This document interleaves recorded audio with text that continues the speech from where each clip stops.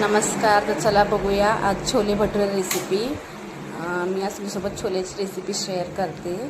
एक कढई घेतली आहे. कढईमध्ये तेल टाकून घेतलं आहे. तेल छान गरम झाल्यानंतर मी अर्धा चमचा जिरं, अर्धा चमचा राई टाकून घेतली आहे आणि 7 ते 8 कढीपत्त्याची पाने घातली आहे. ती पण छान तडतडल्यानंतर मी जी छोल्यासाठी ग्रेव्ही लागते ती टाकून घेतली आहे. या ग्रेव्हीमध्ये मी एक कांदा, एक टोमॅटो, थोडंसं ओलं खोबरं, 7 ते 8 लसूण पाकळ्या, अर्धा इंच आलं हे छान तव्यावर भाजून घेऊन त्याची ग्रेव्ही बनवून घेतली आहे मिक्सरला बारीक करून.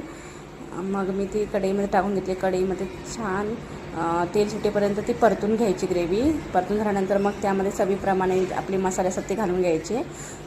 थोडंसं तिखट, थोडीशी हळद, थोडंसं गरम मसाला, थोडासा किचन किंग मसाला टाकून घ्यायचं. ते छान परत एकदा ग्रेव्ही पूर्णपणे मिक्स करून घ्यायची व्यवस्थित तेल सुटेपर्यंत. छान ग्रेव्हीमध्ये सगळे मसाले मिक्स झाले पाहिजे आणि त्याचा कलर पण चेंज झाला पाहिजे. बघू शकता त्याचा आता कलर चेंज झाला आहे ग्रेव्हीचा.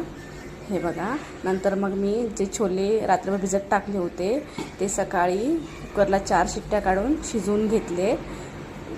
ते आता छान शिजलेले छोले आहे ते आता मी ग्रेव्हीमध्ये घालून घेत आहे. हे बघा.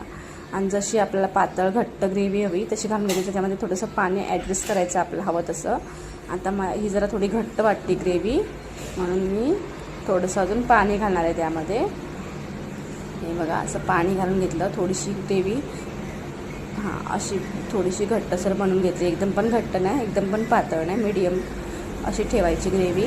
नंतर मग त्यामध्ये चवीप्रमाणे मीठ घालून घ्यायचं. मीठ घालून घेतल्यानंतर बारीक गॅस करायचा. 10 मिनिटं झाकण ठेवून त्याला चांगली उकळी काढून घ्यायची भाजीला.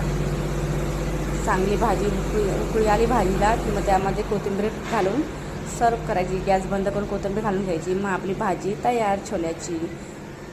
तुम्ही पुरीसोबत भटुऱ्यासोबत खाऊ शकता. जर माझा व्हिडिओ तुम्हाला आवडला असेल तर नक्की लाईक, सबस्क्राईब करा.